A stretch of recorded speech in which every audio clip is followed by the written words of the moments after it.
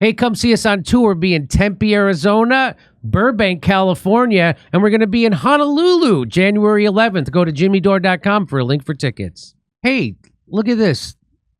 The Jewish newspaper, Haaretz, says that it turns out Benjamin Netanyahu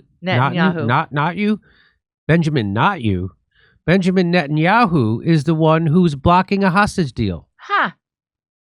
Who'd have thought? Wow. You know, that anti-Semitic Nazi Palestinian terrorist propaganda rag, Haaretz.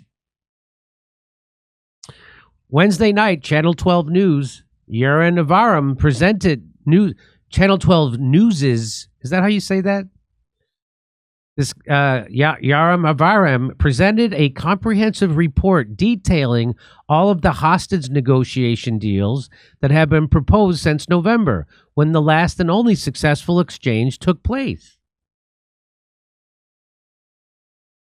Presented as a detailed timeline of the last 11 months, the investigation includes never-before-seen documents and previously unheard conversations which highlight Netanyahu's relentless attempts to torpedo the deal. That's what the segment was titled, Torpedo the Deal. The report began with footage of the 81 Israelis and 24 foreign passport holders who were released from captivity over a 6-day deal that began on November 25th in 2023. The image of Red Cross vans and family reunions in the hospital of 9-year-old Ohad Munder playing with his beloved Rubik's Cube and 4-year-old Abigail Edan enjoying a popsicle transport the viewer back to that one euphoric week when Israelis were glued to their televisions every night and all hope was not lost. The report picked up with Hamas breaking the deal, when instead of returning the agreed-upon next group of hostages, the terrorist group offers the bodies of 7 dead hostages, along with 2 men and 1 woman who are alive. According to a high-ranking official involved in the negotiations, Hamas informed Israel that the women who were meant to be freed have died. But we knew for absolute certainty they were alive, the source said. Hamas was testing us, and we knew if we played into their hands, they would kill the female hostages.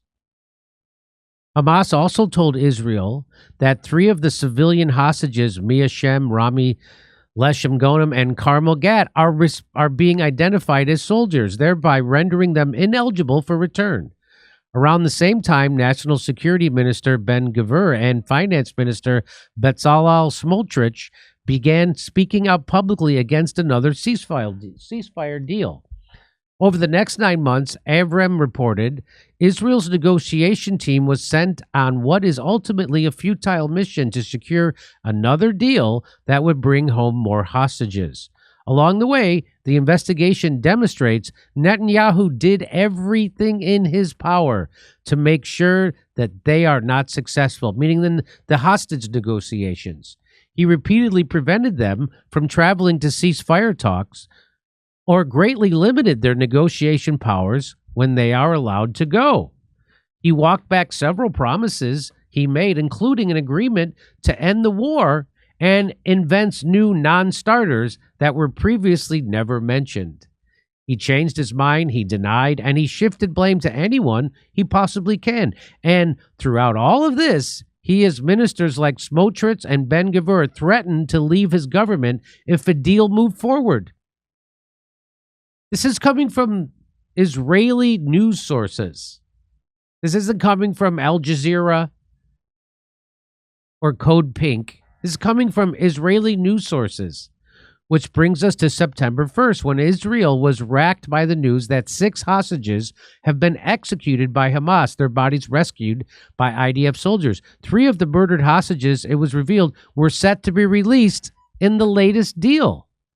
This is where Channel 12's investigation concluded, with images of the list of hostages meant to be returned should another deal ever come to fruition. On the list are Kafir and Ariel Bibas, the red-headed children whose whereabouts remain unknown. The 5 female spotters seen in the kidnapping video, as well as the names of dozens of other hostages whose friends and families are hoping that Netanyahu and his coalition will put aside their political agendas and free their loved ones from captivity.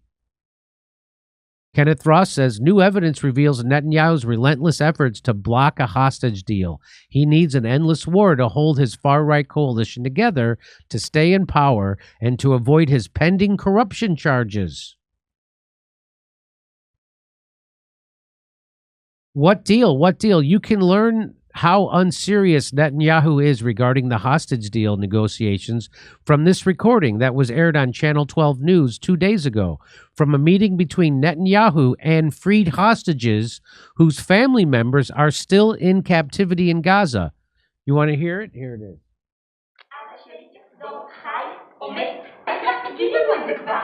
So they obviously have disguised the voices of the freed hostages, and they're saying, my father will return alive or dead.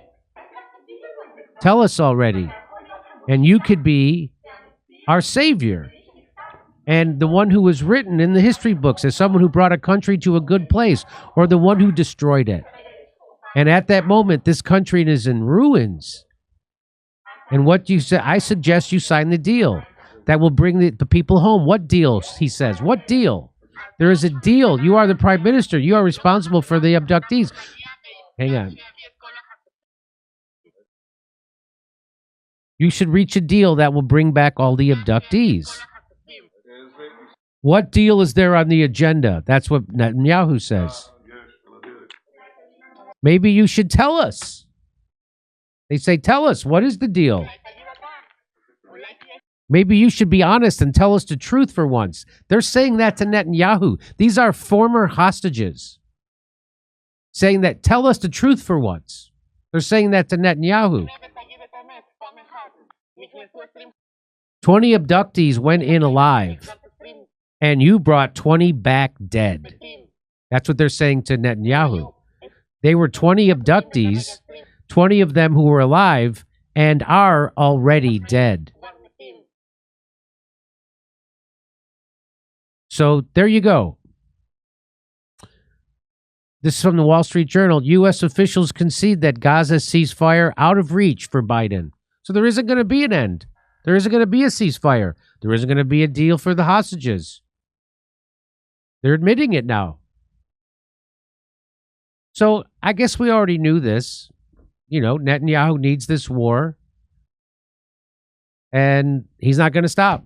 Hey, come see us on tour. We'll be in Tempe, Arizona, Burbank, California, and we're going to be in Honolulu, January 11th. Go to jimmydore.com for a link for tickets.